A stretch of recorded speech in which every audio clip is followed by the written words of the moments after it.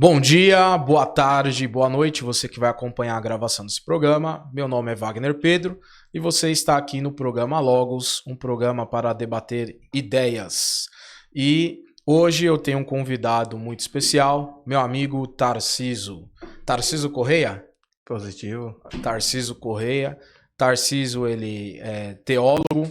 O Tarciso, ele também tem mestrado em Novo Testamento e a dissertação foi sobre a vida de Paulo, correto? Positivo, estudos paulinos. Estudos paulinos.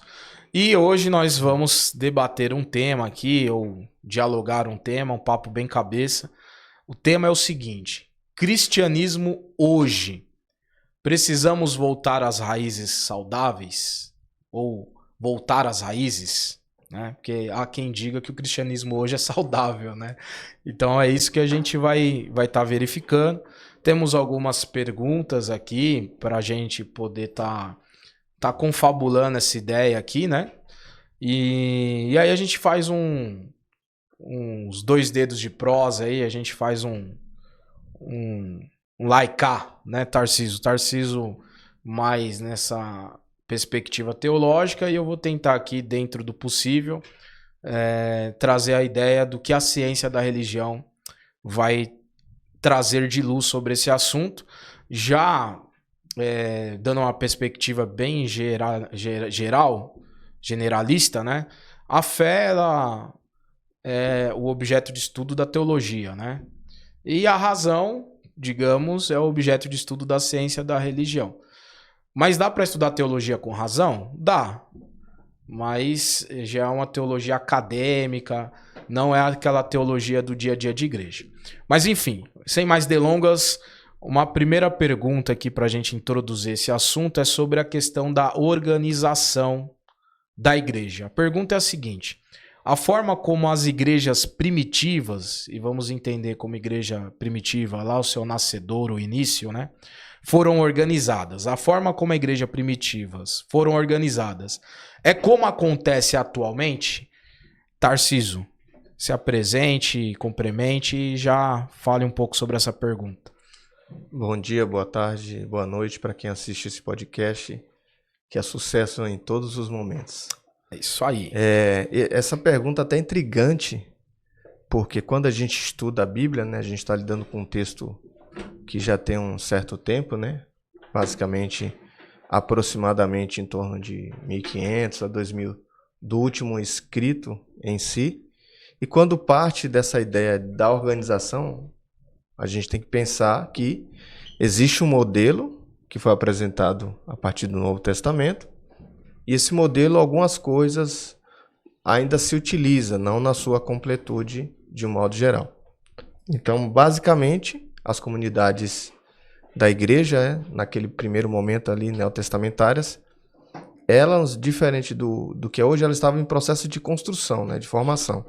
Então, diferente do que é hoje, né, elas tinham mais essa ideia de construir de forma doméstica, né? A pregação do evangelho teve início na sinagoga, não foi muito aceitável, mas posteriormente se alocou nas residências, nos lares, e aí, à medida que ela foi crescendo como instituição, né, ela vai adquirindo roupagem, né? Que isso só vai se acontecer a partir do século II até o século IV, em que, de certo modo, ela vai ser mais institucionalizada. Em relação a esses modelos para hoje, a gente tem que pegar a base, né, a estrutura, de certo modo, e pensar que a igreja ela precisa ser organizada da melhor forma possível, porque você lida com pessoas, hoje você lida com pessoas que vêm de diversos universos cristãos, e com isso ela tem um impacto muito grande para a sociedade, e devido a isso é necessária essa organização a partir do Novo Testamento. Muito bem. Bom, pelo que a gente percebe da fala, né, do Tarciso, né, a igreja ela começa simples, né, e na medida que a história avança, ela tem essa necessidade de se organizar. Eu queria só colocar dois pontos aqui. Tem um livro do teórico chamado Gerd Tyson. ele tem um livro chamado A Religião dos Primeiros Cristãos.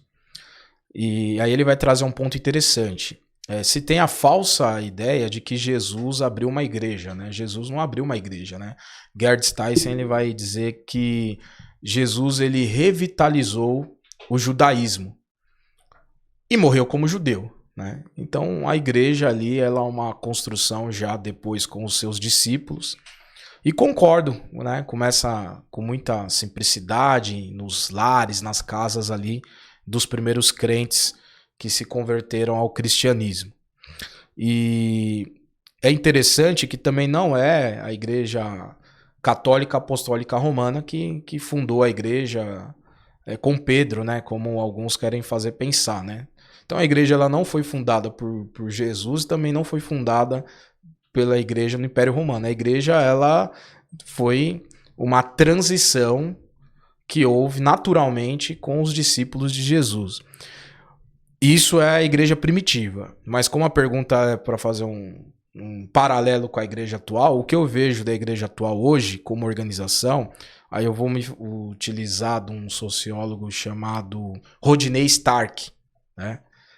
Que alguns até pensam que é o Stark do Tony Stark, né? O Tony da Marvel, né? Não é o Homem de Ferro, né? Rodney Stark é um sociólogo e ele vai trabalhar a ideia de religião e economia.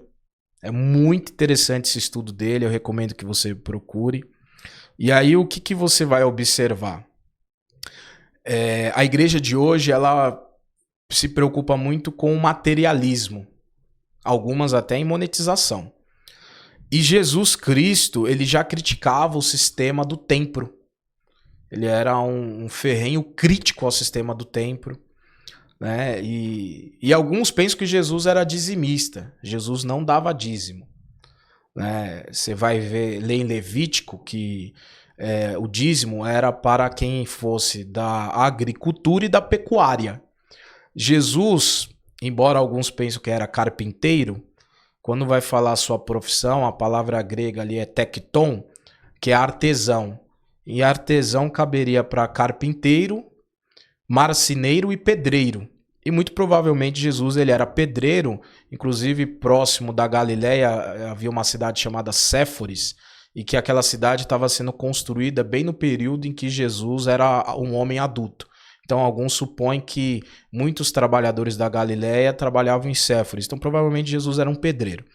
E o pedreiro não dava dízimo. O máximo que a gente pode conjecturar é que Jesus dava oferta, porque existia o Corban. O Corban era o caixa de oferta que ficava dentro do templo. E ali qualquer um poderia dar oferta, né? Mas Jesus não dava dízimo e também não se sabe se dava oferta. Não dá para descartar essa possibilidade. Mas dízimo ele não dava. E hoje, né, trazendo essa ideia do Rodney Stark, eu já vou encerrar aqui para não me prolongar, as igrejas ficam pensando apenas em material, em monetização. E o que nós percebemos no início da igreja primitiva, que não tinha essa preocupação, mas como o próprio Jesus, ele expulsa os mercadores, os cambistas do templo, por quê? Tinha uma moeda de câmbio, então a pessoa ia com a sua moeda, tinha que comprar ali um sacrifício para oferecer pela expiação dos pecados, e a menor oferta que se dava naquele período era 2 pombinhas, então para a pessoa comprar aquelas 2 pombinhas para ofertar ou para sacrificar, ela tinha que pegar aquela moeda que ela tinha, vamos pensar uma moeda do Império Romano, que aí tinha na insígnia o imperador, então os sacerdotes diziam que aquilo era uma moeda pagã e não aceitavam, então ela tinha que trocar pela moeda do templo, só que aí tinha câmbio, era igual trocar real por dólar, e ali ela tinha prejuízo. Então era ladrões, né? Então Jesus denunciou toda essa corja de ladrões, e hoje o que eu vejo que não generalizando, mas uma grande parte de pastores aí com suas instituições religiosas é a mesma corja de ladrão que estava ali naquele período. Mas vamos lá, foi quase um desabafo. Mas vamos falar sobre liderança. Tarcísio, a liderança na igreja do primeiro século se parece com a liderança das igrejas de hoje? Voltando a esse princípio, a ideia há semelhanças, de certo modo, né? no cuidado, no ensino, na decisão pastoral, mas informe a instituição a diferenças. Hoje a gente sabe que a igreja ela está muito pluralizada, no sentido de que existe diversas denominações, diversas corpos de obreiros, e dependendo da confissão hoje, você vai perceber que ela tem uma maneira de gerir a sua instituição como igreja. E partindo disso, a gente tem que entender que quando a gente parte para Atos, existe ali um modelo, né? Ali do presbitério, Tito também fala sobre essa ideia da pluralidade, né? O que hoje centraliza muito as coisas na figura masculina, né? E sendo que outras pessoas, como mulheres, sempre tiveram a partir de Paulo, né? Suas contribuições, apesar de não há textos claros que informam que existiam mulheres à frente, mas outros textos já percebem que Paulo ele contava com todos.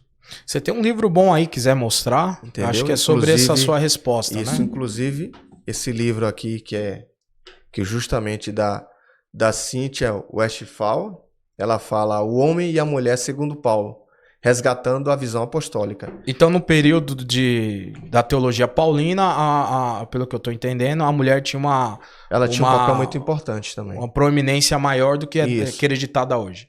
E as instituições tentam um pouco sufocar esse sentido. Algumas igrejas... Então isso é misoginia, né?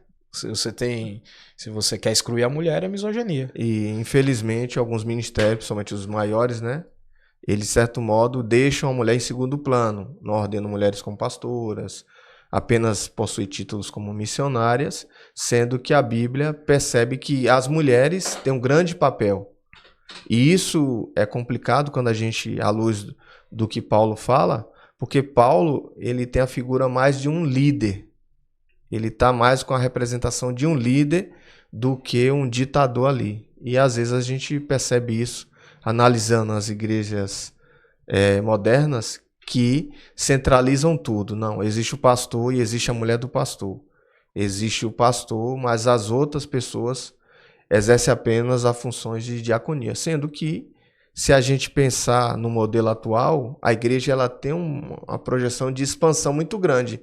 Então, se eu divido o cajado com outras pessoas que cada um tem sua habilidade, acaba eu aliviando a minha atenção e me dedicando, né? Como aconteceu ali em Atos, né? Que os discípulos perceberam que estavam meio atônitos na divisão das ofertas. Ali já havia um certo separatismo ali no texto de Atos, e aí eles instituíram a diaconia justamente por uma necessidade daquele momento. Ó, vamos instituir os diáconos para que a gente se concentre apenas na pregação da palavra.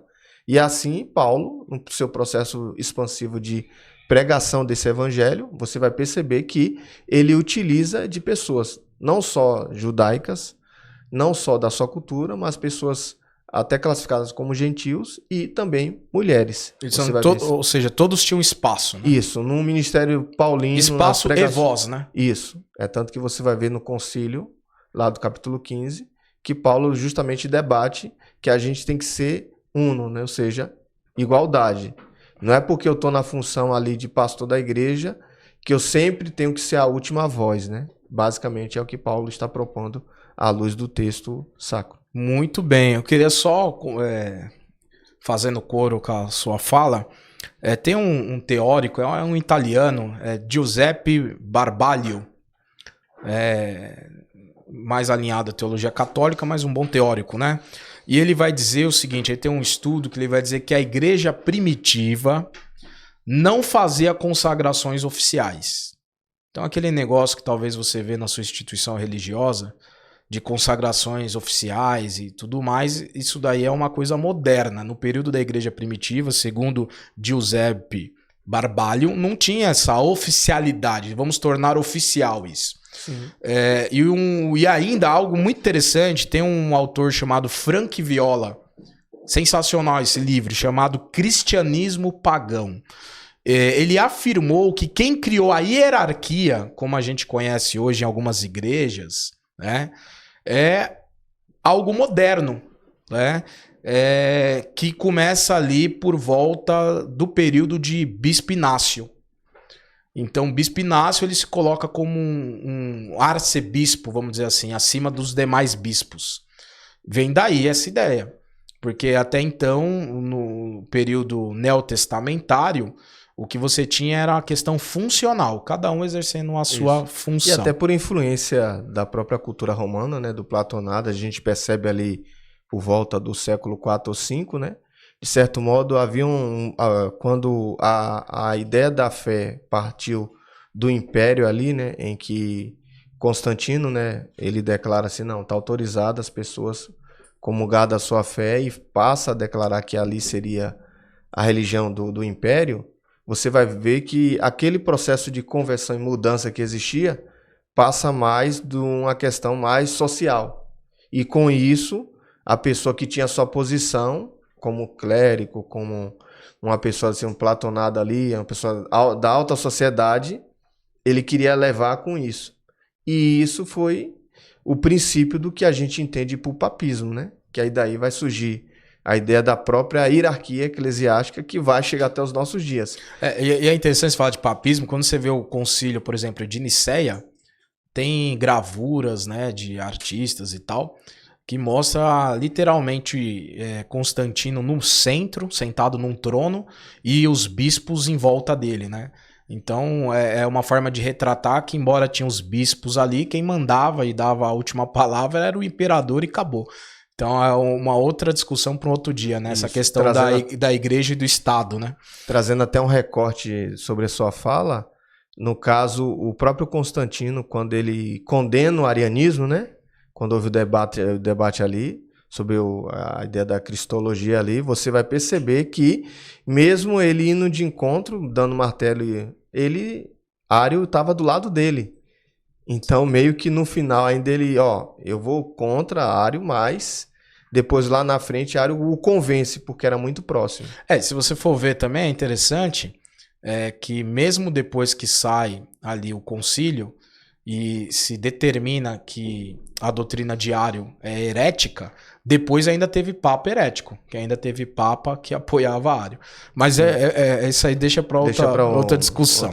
Mas vamos lá. Continuando aqui, sobre os cultos. Os cultos das primeiras comunidades cristãs se assemelham aos cultos modernos de hoje? Vamos lá. Quando a gente parte para compreender os elementos que giram em torno do núcleo dos cultos, lembra, o cristianismo está surgindo dentro do judaísmo, você vai perceber isso analisando o texto ali de Atos, propriamente dito, né, que é o processo de expansão da igreja está mais relatado em Atos, nas epístolas paulinas. Você vai ver elementos que existiam dentro disso, né? Não era hoje, como hoje existe uma liturgia para um culto. Hoje a gente percebe. Então, quais esses elementos essenciais, né?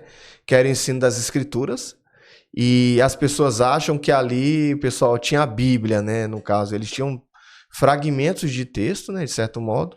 Existia essa tradução do Antigo Testamento, que é chamada a Septuaginta, né?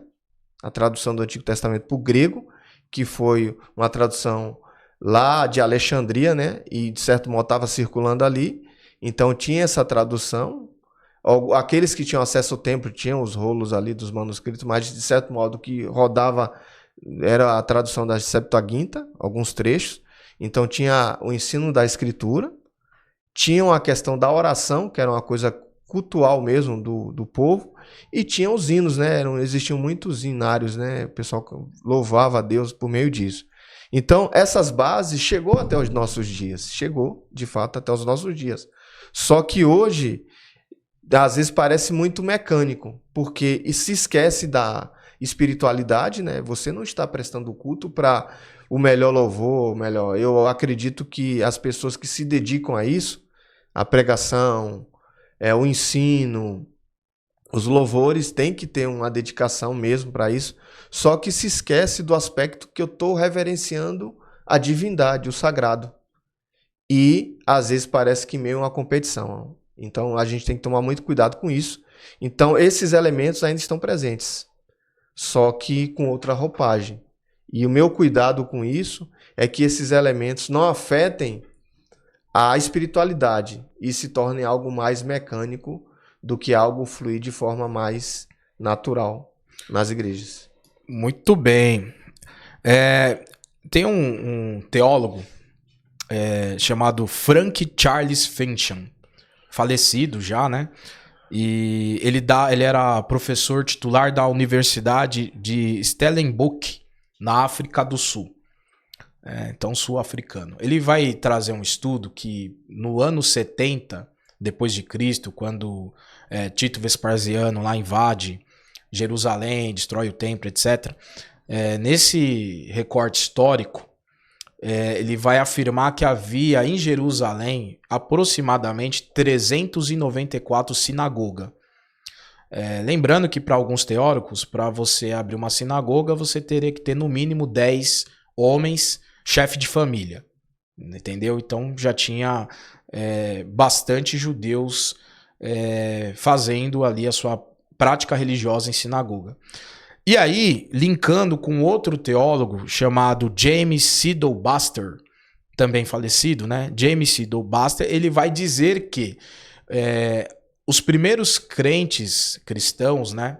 Eles vão copiar, né? Eles vão importar toda a liturgia para o cristianismo, justamente do judaísmo. Então a gente pode concluir que o início da igreja, o culto era praticamente judaico, apenas centralizado em Cristo, mas totalmente a forma de ser, totalmente judaica. E o culto que nós vemos hoje é uma transformação histórica, né? Que vem período da Igreja Católica, Apostólica Romana, depois dos reformadores, até a modernidade que é hoje. Então, é importante saber que a liturgia, então, ela pode ser modificada, porque ela já foi modificada, né? Ela foi modificada e pode continuar sendo modificada. Mas vamos lá. Tarcísio, os dons espirituais ali registrados no Novo Testamento são exercidos da mesma forma hoje? E aqui eu acho que tem até a ver também com a questão da liturgia. Vamos lá, uma pergunta até interessante. Acho que na data de ontem eu estava até vendo um vídeo de uma pessoa que vem de uma confissão que, de certo modo, entende que os dons se cessaram, né? Há um conflito, quando a gente passa para entender que hoje existe divergência entre os acadêmicos, certo? Existe o ala pentecostal, que de certo modo defende a atualidade dos dons, que é chamado continuistas, e existe as alas mais tradicionais, que defendem um cessacionismo, né? Eu sou de linha pentecostal, né? Então, de certo modo, eu vou defender a ideia que existe uma continuidade a partir do texto do Novo Testamento.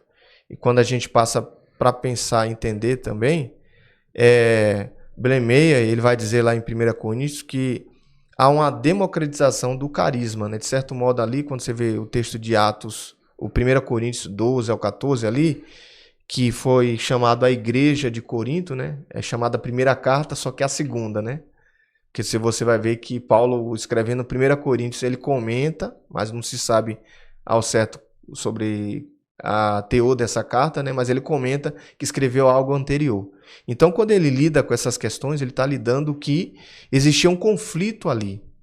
E justamente isso, que quando Deus concede os dons, a ideia é mais de unidade do que mais uma questão de eu sou melhor ou pior do que qualquer pessoa. Então, justamente, a democratização dos dons, né? Então, todos ter acesso, né? Atos capítulo 2 vai falar que muitos foram cheios ali. Mas se você observar o texto de Joel, que é a base de Atos, né? Fala que diversas modalidades ali, idosos, as pessoas, crianças, o que for, tá ali recebendo a presença de Deus. E isso você vai ver também em Atos. Então, a minha concepção em relação hoje, dentro das igrejas pentecostais, eles acreditam que essa expressão ainda é utilizada hoje. Então, é tanto que, quando a gente lê a fala de Michael O'Connor, né, que apesar de ser um católico, ele vai dizer ali que os dons ali em Coríntios não eram uma competição. Então, hoje a gente não tem que levar o dom como uma coisa de competir com o meu irmão. Eu tenho um dom de profecia, ou eu tenho um dom que entenda dessa maneira. E sim, o dom é para edificar todos. Edificação a todos. Para que com isso não haja até uma hierarquização dos dons, né? Que às vezes, dependendo do nicho evangélico, você vai ver aí em alguns redutos aí. Muito bem. Tem um teórico que eu gosto, que é o Peter Wagner, né? Meu xará, né? Peter Wagner. Ele é Peter Wagner e eu sou Wagner Pedro, né? O Peter Wagner vai dizer o seguinte, que a lista de dons, ela é exemplificativa, não exaustiva.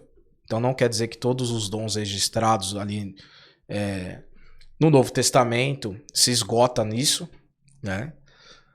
Mas ele também vai trabalhar com algumas divisões, né? Então você tem dons que é ministeriais, Efésios 4:11, né? Que vai falar de literalmente funções, né? Você tem dons que são dons naturais, lá em Romanos vai trabalhar isso. Tem dons que é natural.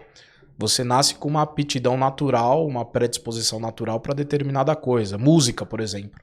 Né? Você não pode falar que é sobrenatural, é um dom natural. Mas você tem uma aptidão para isso, você vai estudar isso e você vai desenvolver. Mas tem os dons que é atribuído ao Espírito Santo, que seria dom sobrenatural. Ou seja, quando você fala de sobrenatural, você está falando de algo que quebra a ordem natural, que vai além das leis naturais, né? Da física, biologia, etc. Aí eu queria só me ater a esses dons sobrenaturais. Sobre esses dons sobrenaturais, a gente tem um historiador, o André Chevitarese, que ele vai falar sobre o dom de línguas. Porque os dons sobrenaturais, se eu não me engano, a lista são de 9 dons, né? Sim. Mas pegando só o falar em línguas, André Chevitarese, ele vai trazer algo muito interessante. Que existe aqui, ele observa que Lucas e Paulo tratam de fenômenos distintos. Então, o que Lucas fala lá em Atos capítulo 2 é uma coisa. O que Paulo fala lá em 1 Coríntios capítulo 14 é outra coisa. E às vezes o pentecostal ele quer colocar como que fosse a mesma coisa. Não é. E André Chevitarese vai ter um trabalho muito interessante pontuando essa distinção. Mas esquecendo Atos 2, vamos pegar 1 Coríntios 14, a gente observa que lá havia uma ordem para usar esse dom. Sim, de fato. Havia uma ordem que é totalmente diferente com a bagunça que a gente vê em algumas igrejas e que eles querem dizer que é algo natural. Não, não é algo natural, é algo que é antibíblico. Então os dons, partindo de uma perspectiva de continuidade, de existência hoje, é uma situação. Como é feito o uso deles, é outra situação, né? Mas vamos lá, vamos falar sobre disciplina. A disciplina e a correção na igreja primitiva aconteciam como nos dias atuais? Vamos lá, vamos ao texto de Atos, né? A gente tem que entender que existe uma atualização em relação a isso, mas quando a gente passa para tentar entender, a base que a gente tem, né? Mateus capítulo 18, versículo 15, até o 17, e também 1 Coríntios 5, né? Então, basicamente, esses textos lidam com a disciplina, né? Mas o que seria esses procedimentos ali, disciplinares ali, né? Basicamente, estão ligados à restauração, à pureza e ao testemunho. A gente está entendendo que a gente está lidando com massa de pessoas, que existe cada um dentro da sua cultura. Num texto de Mateus, você está lidando com a cultura judaica ali, de certo modo. Já no texto de Coríntios, você vai ver com pessoas que são classificadas como gentios, né? A palavra gentil vem de uma derivação grega que quer dizer etnia, né? Que é de outros povos, né? Outras culturas. Então, essas pessoas herdavam suas heranças. Então, quando viam para um cristianismo, que já era mais estruturado e organizado nesse primeiro momento aí, por Cristo, posteriormente pelos discípulos, eles às vezes iam de encontro a isso. Então vamos lá, Coríntios, existia o culto à própria ideia da sexualidade ali, em que existiam as sacerdotisas que se prostituíam naquele momento, e elas vêm para esse cenário. E aí Paulo vai dizer assim, ó, deixa o teu cabelo crescer, justamente porque até uma distorção de algumas religiões aí em relação a isso, para que as pessoas não mais te enxerguem como te enxergaram. Aí fala, ó, aqueles que têm o cabelo curto, porque de certo modo existiam essas mulheres, cobre com véu. E aí surgiu até a teoria do véu, né? Então, basicamente, a disciplina ela tem esse viés. Só que contextualizando, algumas igrejas usaram isso até triste relatar essas coisas, que usaram às vezes mais para machucar pessoas. Porque estamos lidando com o ser humano. Então, quando você lida com o ser humano, existem vários níveis espirituais das pessoas. E esse nível espiritual, às vezes a pessoa, dentro da sua caminhada, ela desliza. E desse deslize, algumas pessoas são incisivas. E com essa incisividade, às vezes coloca a pessoa, vou te disciplinar, coloco no banco. E se esquece do amor e se esquece da compaixão que Jesus tinha, como é o caso ali, que você vai ver que chegaram com a mulher adúltera e falar assim, ó Jesus, o que você faz com essa mulher? Ali manda fazer uma coisa, e você? E aí Jesus dá a resposta. Aquele que não tiver pecado, atire a primeira pedra. E por que isso é tão importante para a gente, a disciplina? Para permanecer a pureza da igreja. A igreja, ela precisa continuar sendo santa. Então, basicamente, o que esse texto mostra justamente é assim: a pessoa que está ali fazendo alguma coisa que fere os princípios da igreja, ela precisa ser confrontada pessoalmente, não em público. Caso ela não queira mudar, aí vai para o testemunho. Ela vai ser chamada algumas pessoas para tentar apaziguar aquela situação. E quando chega uma condição pior, quando chega a um escândalo maior para a igreja, tudo, aí chega na condição que eu não gosto nem de usar o termo, né, que é a exclusão, né, porque você não exclui ninguém de Deus, né, mas a pessoa mesmo se deixa levar porque ela não quer ir de encontro a isso. Então, nosso cuidado, quando lidamos com o texto e com a realidade, é que o inimigo, que a gente atribui o nome Satanás, né, o próprio texto, 1 Coríntios 5,5 fala, entregues a Satanás, aquela pessoa que está em Coríntios, ela está afetando a igreja porque ela está dissuadindo outras a ir de encontro às próprias escrituras. E isso é um cuidado que a gente precisa ter.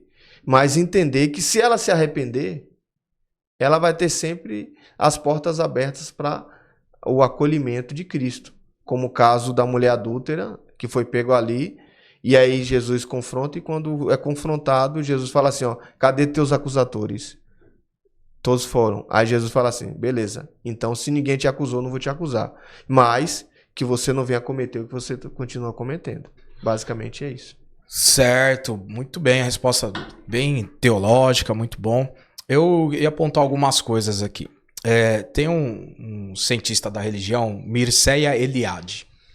Ele que vai trabalhar essa ideia de sagrado e profano, dizendo que existe diferença entre assuntos espirituais e assuntos naturais do cotidiano. Ele até tem um termo chamado hierofania, que é como o sagrado se manifesta entre os homens e tal. E essa ideia é muito trabalhada, né? Inclusive a ideia Charles Taylor, né? Ele vai trabalhar a ideia de secularização, né? E a ideia de secularização é que existe o secular. Então, trabalhar essa ideia de que existe o santo, o profano, né? As coisas sacras e as coisas seculares e tal.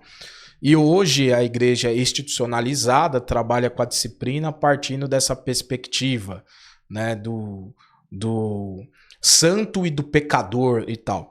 Mas eu queria trazer uma outra ideia aqui sobre essa disciplina, até partindo de Gerd Tyson, que ele vai falar que no período da igreja primitiva existia a questão da disciplina, mas pensando numa consciência comunitária.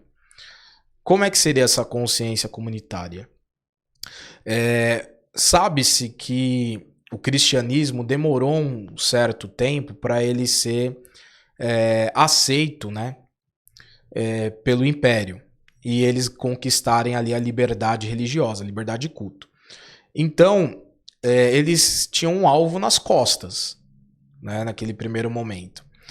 E era quase como uma sociedade secreta. Você ser um crente em Jesus Cristo era quase pertencer a uma sociedade. Existia ali um pertencimento. Tanto que as reuniões eram feitas em casas.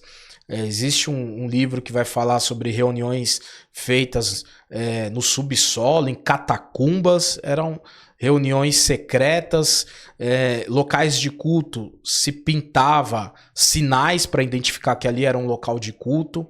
Se falavam em códigos, né? Eram conhecidos muitos como os do caminho, por exemplo, né? E aí você tem que pensar isso. Você faz parte de um grupo, certo? Que é perseguido.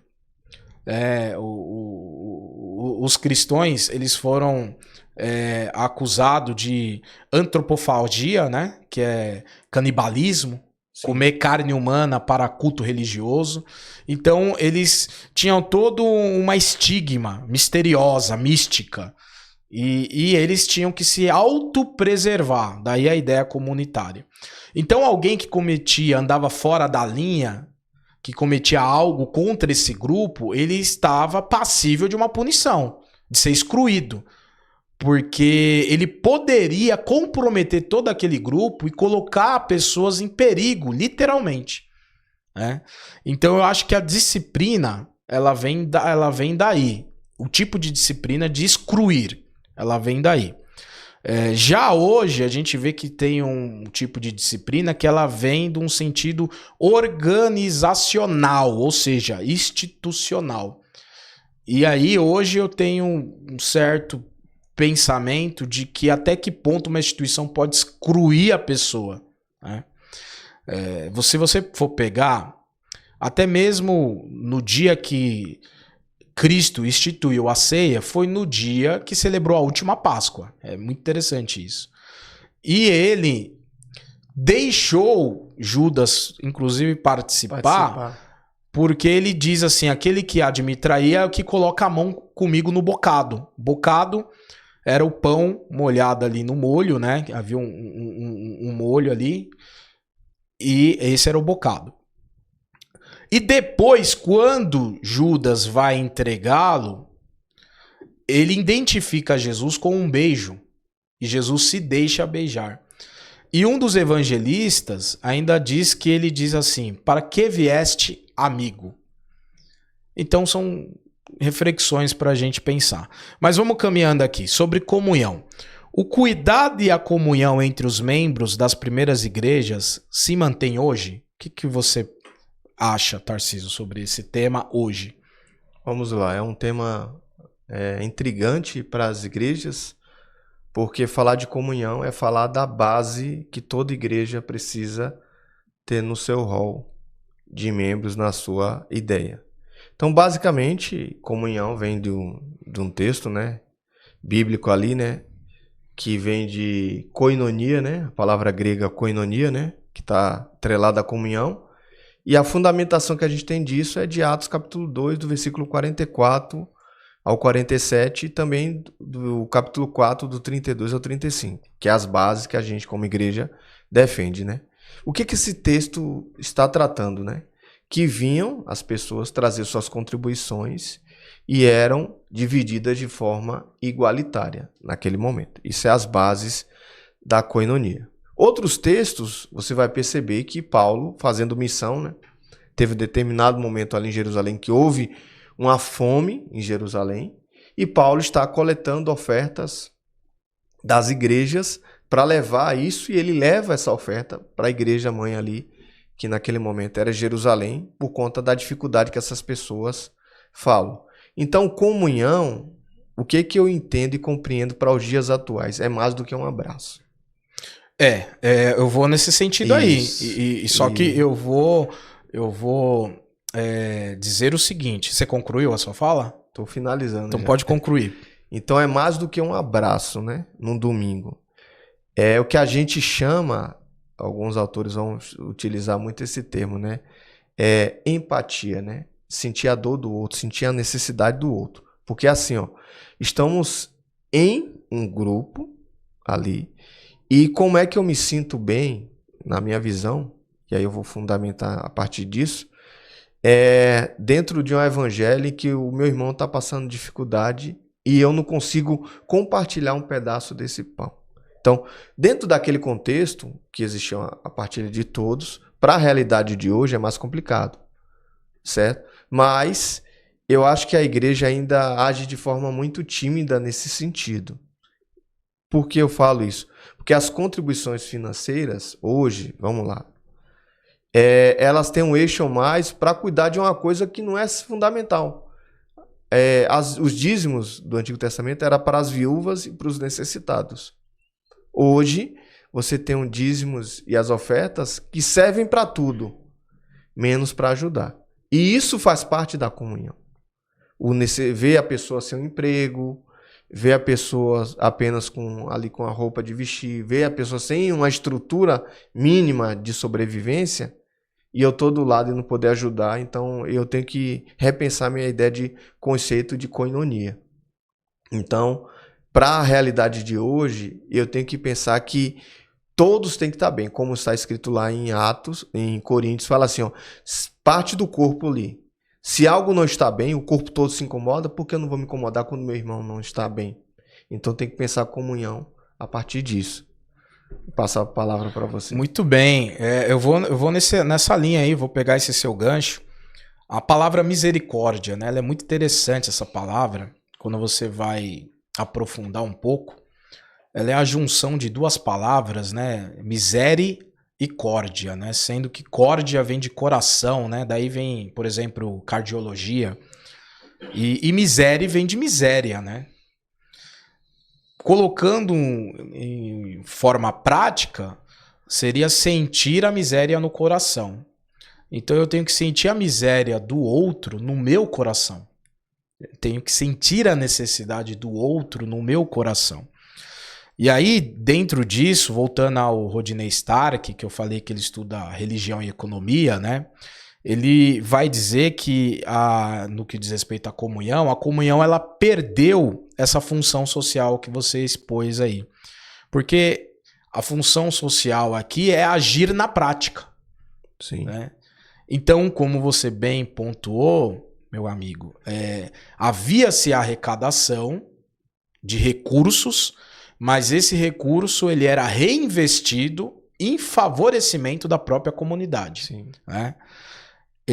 E hoje, essa comunhão ela se tornou algo ritualístico, simbólico, sofisticado, teórico, né?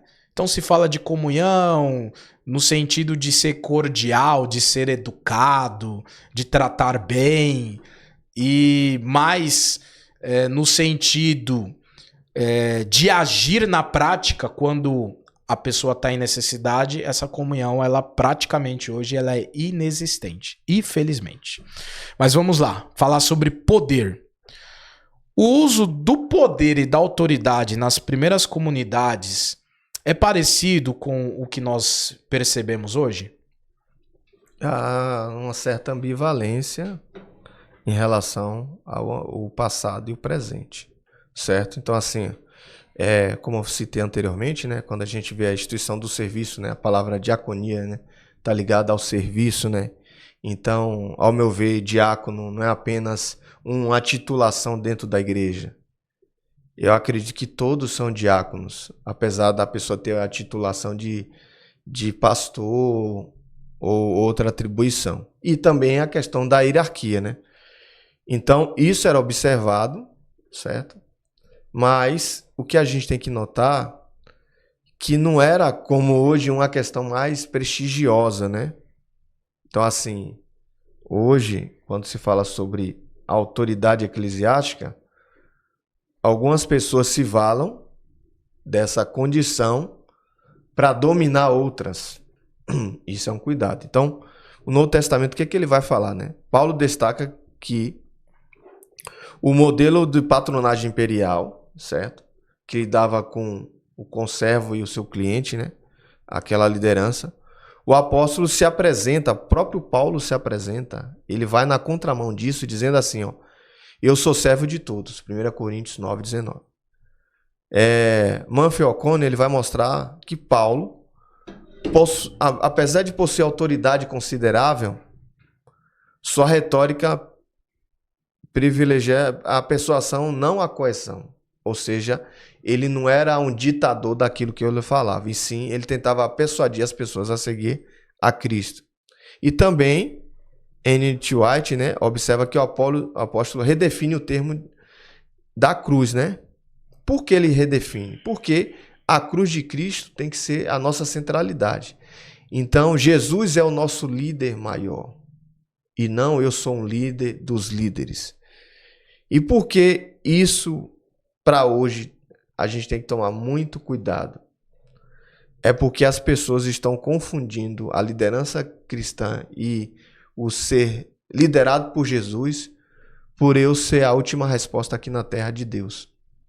Tipo Elo.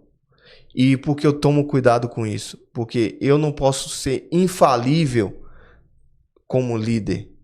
Eu preciso de Cristo para que Ele me guie para eu governar a igreja, para eu liderar a igreja, para eu estar à frente do trabalho. Jesus precisa ser sempre o centro. A cruz precisa ser sempre o centro. Diferente, às vezes, que você vê em alguns ministérios que alguns pastores ou líderes eclesiásticos acham que a última palavra é dele. Eu sou contrário a essa fala e entendo que, apesar de a pessoa estar na condição de autoridade eclesiástica, ele tem que estar com o ouvido atento para ouvir os seus liderados e os seus membros ali e estar disposto, às vezes, até reconsiderar algumas falas suas, se ele não estiver seguindo os princípios que a palavra permeia. Olha que show de bola, hein? Essa resposta. Eu tô pegando aqui, tem um livro de Martinho Lutero, reformador, né? Que ele vai falar da autoridade temporal. É um dos textos que ele vai, no caso, refutar o papismo, né? Digamos assim, o habeas papa, né? E é um texto meio longo, mas tem uma parte aqui que, na verdade, eu não me lembro se aqui já está parafraseado, mas é baseado nesse livro, que ele vai falar assim sobre a função então dos padres e bispos, né? Ele vai dizer assim: seu governo não é e nem uma autoridade superior, nem um poder, mas um serviço e uma função, pois não são colocados mais alto nem são melhores que os outros cristãos. É por isso que não devem impor nem leis nem mandamentos aos outros, sem que esses tenham concordado e tenham dado sua permissão. Seu governo consiste unicamente em difundir a palavra de Deus, em guiar graças a ela os cristãos e em triunfar sobre a heresia. De fato, como já foi dito, não se pode governar os cristãos de outra forma senão unicamente pela palavra de Deus, pois os cristãos devem ser governados pela palavra de Deus, não palavra humana, mas somente pela palavra de Deus, como Paulo, apóstolo, diz na sua carta aos Romanos 10:17. E aí ele continua falando. O que eu vejo aqui para encerrar esse ponto? Pegando os modelos de liderança de Weber, você vê que nas primeiras comunidades era uma liderança carismática. E o que é uma liderança carismática? Eu lidero porque vocês aceitam a minha liderança. Eu lidero porque vocês deixam eu liderar, né? E hoje o modelo ele é chamado de modelo racional legal. Ou seja, o poder ele emana da instituição. Então eu lidero porque eu tenho poder sobre você me dado pela instituição. Então eu vejo essa é a grande diferença. Mas vamos seguir. Nosso tempo está indo para a reta final já, hein? Sim. Mas acho que dá tempo ainda de finalizar as questões. Vamos falar sobre relacionamento da igreja com a sociedade.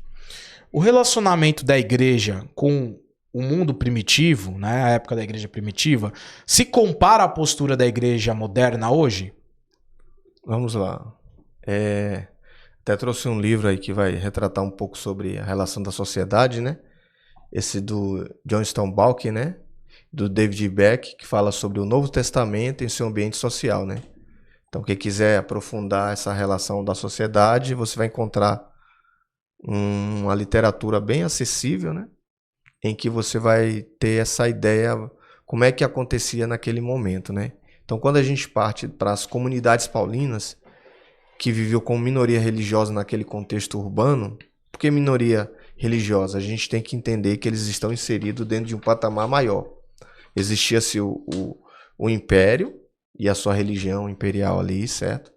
Existia o judaísmo que está inserido ali no Oriente Próximo, ali na região da Palestina ali, e você vai ver esse desenvolvimento dentro, a princípio ali dentro do próprio judaísmo. E partindo disso, Paulo, ele vai se valer de algumas prerrogativas disso. Então ele, em alguns momentos, ele utiliza ele como cidadão romano para se defender. Outros momentos, ele vai fazer um paralelo do que representava o evangelho para com o império. Então, entendendo, e como o próprio Becker vai dizer, né, ele vai trazer subculturas éticas dentro do império. Fala assim, ó, o império está errado por isso, apontando sempre à luz de Cristo e trazendo isso para hoje, né? Então, hoje a gente tem que lidar com estratégias missionárias, de certo modo, públicas, que precisam não apenas lidar com questões da igreja, mas com questões civis também. Então, tem que ter um diálogo interreligioso também, uma responsabilidade social da igreja. Eu entendo que, às vezes, a gente espera muito do Estado e quer que o Estado resolva todos os nossos problemas. Só que eu, como uma comunidade inserida dentro de um povo ali que está sedento, eu tenho a palavra para ajudar outras pessoas, eu tenho uma cesta básica para ajudar um necessitado, eu tenho um amor para com o doente ali, porque essas pessoas estão sedentas e eu estou mais próximo. Às vezes o Estado não vai chegar na sua potencialidade, mas eu chego como igreja, e eu costumo dizer que a igreja, ela chega em qualquer ambiente. Sim. A pessoa como igreja, se portar como igreja, ela chega no hospital por necessitado. Às vezes ele precisa de que alguém escute ele, às vezes não é nem tanto a situação, ele está ali isolado. Às vezes a pessoa está lá na rua jogada, às vezes precisa de uma palavra, de um alimento. Então eu tenho que pensar que eu consigo ter mais acesso e não esperar só dos entes federados da nossa lei, né, que vão cuidar disso, né? Então eu tenho que pensar disso porque eu tenho que entender que Jesus também pensou dessa forma. Quando ele está no Sermão da Montanha lá, ele mandou todo mundo sentar e falou assim, ó, senta todo mundo que eu vou multiplicar aqui. E multiplicou e todo mundo saiu com a palavra, ou seja, com a transformação da sua mente, mas não saiu de barriga vazia. Muito bem. Você levou para um lado interessante aí, né, da questão da igreja, vamos dizer assim, sair das quatro paredes, né, e ir em busca, né, das pessoas, muito importante. Mas eu vou só pontuar aqui algo interessante, que é o seguinte: a igreja ela também tem uma coisa de contracultura, né? Você vê que hoje tem crentes, por exemplo, que não conhecem um teatro, que se prega-se muita contracultura. Você vê poucos crentes indo numa biblioteca pública, por exemplo. E Gerd Theiss, ele vai mostrar que os primeiros cristãos eles viviam uma tensão entre adaptação e resistência. Então, no que diz respeito à moral, havia resistência. No que diz respeito a outros aspectos da vida do cristão, havia adaptação. Então, o cristão ele absorveu, sim, algumas coisas da cultura grega, por exemplo. E eu acho que é esse equilíbrio entre igreja e cultura que devemos analisar. Mas vamos para uma última questão, e você já faz suas considerações finais, que o nosso tempo já foi, Tarcísio. O que podemos então aprender das práticas do primeiro século para melhorar a igreja hoje? Tem que ser um pouco mais enxuta a resposta. E aí você já faz sua consideração final, se despede e deixa seus contatos. Tá ok. Acho que a gente pode aprender com o passado e analisando os textos é entender que existe uma mutualidade econômica, né? A ideia da koinonia, como eu falei anteriormente. Entender que tem que pensar que existe pluralidade de lideranças, ou seja, eu não posso ser a palavra final, nem sempre eu posso ser a palavra. Ter também a centralidade na palavra e a questão dos rituais simbólicos, como o batismo e na ceia, porque estão se perdendo isso. Ter também uma disciplina que vá restaurar as pessoas, né? Ajudar e não a questão de punir. Ter também algumas flexibilidade litúrgica, entender que determinados cultos e departamentos tem que ser contextualizado. Um exemplo, culto para criança, eu não posso pensar que eu, como adulto, não posso estar participando de um trabalho com as crianças, mas eu tenho que contextualizar isso. E também não se esquecer que a Bíblia tem que ser aplicada na minha e na tua vida. Então eu quero agradecer ao convite do nosso irmão e amigo. Quem precisar dos meus contatos, Tarcísio Correia, é só você procurar. Nas redes sociais aí, estou à disposição para qualquer contato aí, ministrações, estudos bíblicos. De um modo geral, quiser também chamar para uma conversa, a gente está à disposição. Maravilha, Tarcísio, minha gratidão por você participar desse programa, tamo junto sempre. Eu quero agradecer você que acompanhou o programa até agora, e eu quero só deixar uma mensagem final sobre esse tema, um fechamento que eu escrevi aqui. Então a igreja de hoje, ela pode aprender com o primeiro século a viver a fé de forma concreta na comunidade, né? Com relacionamentos genuínos, não apenas através de ritos, formalidades, né? Ou seja, viver uma espiritualidade, não uma religiosidade. Paul Tillich, né, um teólogo alemão, ele inclusive fala a diferença de crença e de fé. A crença ela é algo intelectual, né? A fé é algo existencial, é de dentro. Então é possível alterar algumas crenças aqui, ó, sem perder a fé aqui.